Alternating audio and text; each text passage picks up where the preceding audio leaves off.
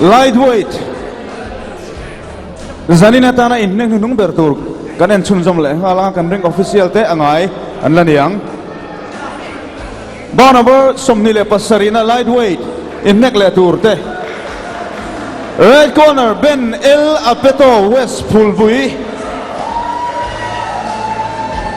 blue corner John Lalthathanga Durtlang North. Double S Industry tail of the tape lightweight zanina about number turanni Ben El Apeto West Highland le John Lalthathanga Durtlang North te hanni kumsom ni pariat le kumsom ni hanni ya ni thawdeu fit nga lenchis nga le fit nga lenchis sari ke som ru point pani le ke som nga pariat point pakhat hanni ya anne pani he Apeto he lakhel lo hrim ani ya John blue lamah he profile voi khat lo chok ve zau to ani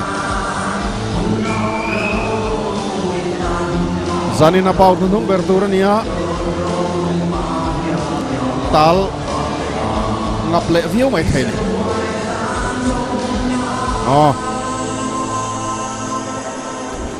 anh tiệt đun khắp á anh wait po Ben El Apeto red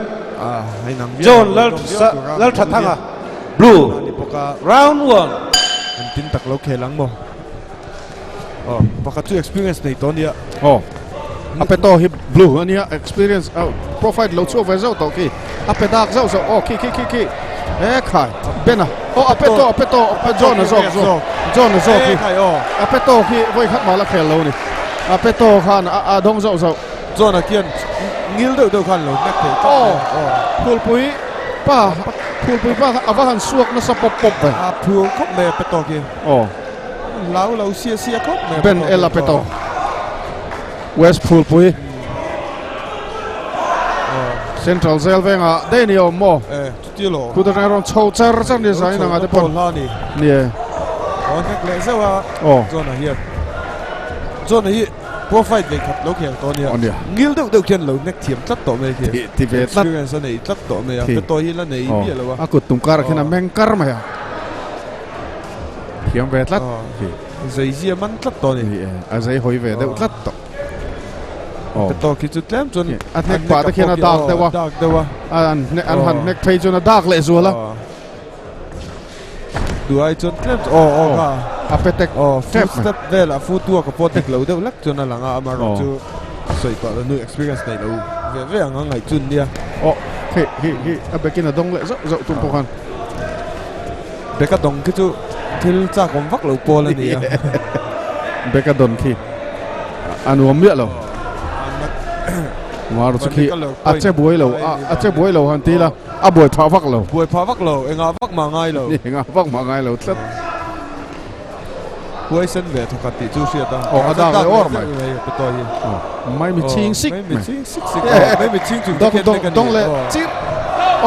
lurik mai rong mai na rong mai na step buai đâu ni ron thau rang na samai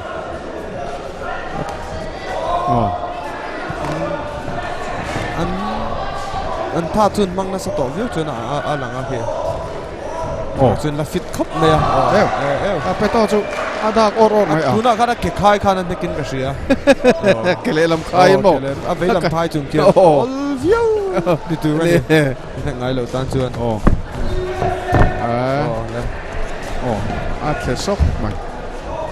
Apeto dang buai le ka这不会村上读法了，你别多包给嘛。然后不是那查的，就是在。chel riau ti na ni. Cho na包给piak tu like piak tu kop me ke. Block la ta. Ta ne me pe to chuan fu se na view tu ni tu mi ka. A role ke na kut ni ken ne ka tum thil ni 1 2 do ta ki. Amai ke.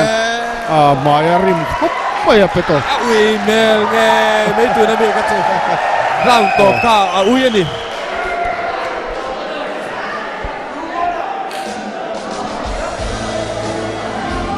GIG Motors một Maruti Suzuki car model rang Alto 800, Alto K10, Wagoner, New Celerio, Eco, Swift, Omnivan, Ertiga, New Desire le Vitara Brisa tehi Sorkar na thok herlo tan po down payment le hatin installment in niam takin olsam takin lo na lak mai theni Alto 800 big thei hi chu cheng singa le deposit in lak chu mai theni kha chiang du tan showroom number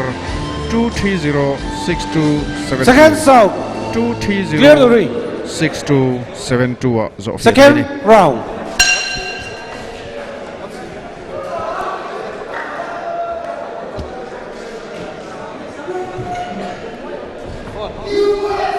First round top chiếc khăn Apeto kia nó ui mel khóc mẹ cụt vây mẹ khoan ui thu khá tì lắm à cái thằng trần lệ đón chia này mà ngay khóc mày Apeto Châu anh đi Châu em Apeto cái tỷ John à Apeto kia nên adong nuôi lamah le chung lamah chala te po khan John kia nak fu ni John kia nuôi là chúng nekk na chang kia sát lát tamo set la te experience na profile lo khel to na te lang khóc à nuôi là chúng à khăn nekk lại dấu à nekk chọc về đâu chứ na à thì phụ viêu đó nên là mà cái chun zoom lại to lâu chứ na hạ đâu nghe này round ni na nia yo ani tau chur mai Apeto poken mai kian lo block đâu to thì ok mai kia rim Apeto kia đông đâu mol mol mấy John apo kia là đông về thầu mar zo Apeto kia che bui đâu kia lu hai Apeto kia lu hai đâu ni John apo kia adong mol mai anak John kia Asia man đâu anh nuôi tên nekk lệ dấu chỉ nó mà kia chậu đun to không mấy à bui Apeto lo tê là lâu vom lu skatman tê là lâu vom lu ta chào ni ka chào Apeto lo cha ti kêu zanin nian ti kêu kan mun na min ka sia ti kêu pasari na ning ka sia so lo chuam lunom hop mai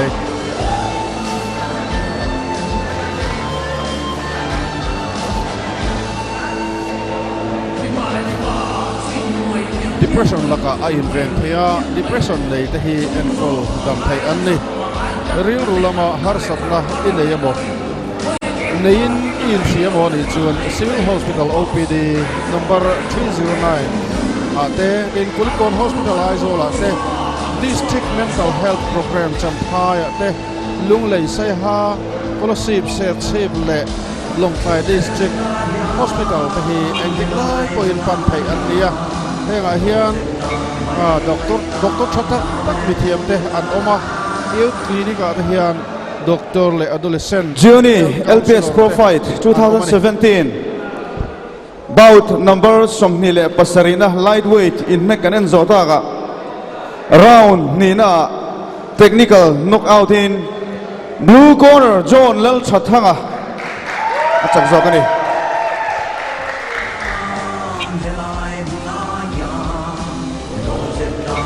Juni LPS Pro Fight 2017. Zam nina kan zole ta naktuk zana ahun ngaya helai mun hian boxing hunom tak tak kan thir ho le don nia in lamalo thir tu zong zong tele helai mun omte zawain Ramlun Sports Complex boxing hall atangin